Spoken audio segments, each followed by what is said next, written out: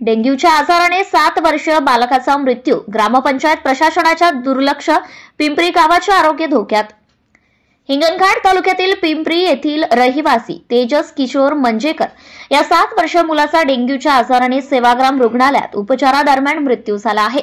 या घटनेमुळे परिसरात खळबळ उडाली असून परिसरातील नागरिकांमध्ये आरोग्य विभागातील असंतोषाची लाट पसरली आहे। पिंपरी येथील ग्रामपंचायत प्रशासनासह आरोग्य विभागाच्या दुर्लक्षितपणामुळे गावात डेंग्यू, मलेरिया सारखे आजार आपले पाय पसरविताना दिसत आहे। नाली साफ नसल्याने, टाकीचे पाणी स्वच्छ नसल्याने सध्या पिंपरी गावात 8 दिवसांपासून 9 पेशंट डेंग्यूचे आढळले आहे। पिंपरी येथील तेजस मंजेकर या 7 वर्षीय बालकाचा 19 नोव्हेंबर मंगळवारी रोजी सेवाग्राम रुग्णालयात मृत्यू झाला आहे।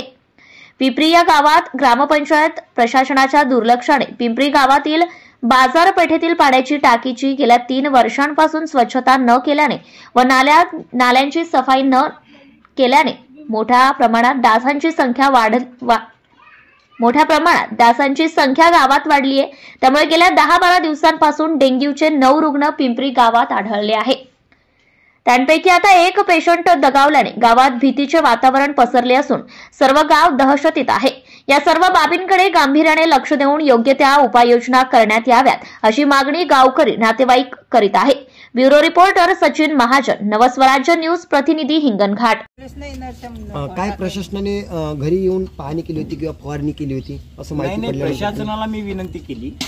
प्रशासनाला विनंती केल्याच्या नंतर माझ्या ते फवारणी आली, लगेच तो लगातार 2 दिवस केली, पण ते वेळ निघून गेली।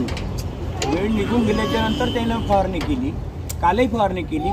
माझा नातू जेव्हा डेट झाल्याच्या नंतर हे सगळं प्रशासन जागं झालं। असं कुणावर घडू नये आणि म्हणजे घडल्या म्हणजे कसं बरं नाही वाटत ना।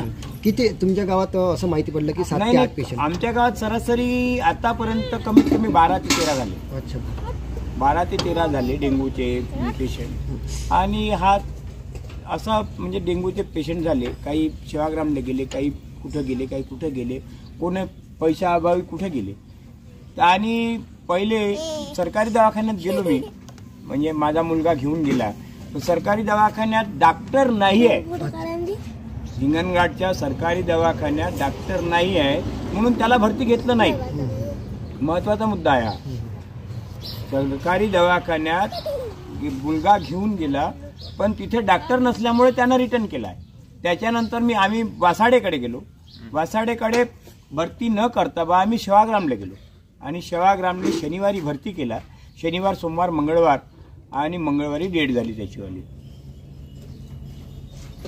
तुमच्याकडे जे हे आहे डॉक्टरनी तुम्हाला दिलाय रिपोर्ट कॉपी?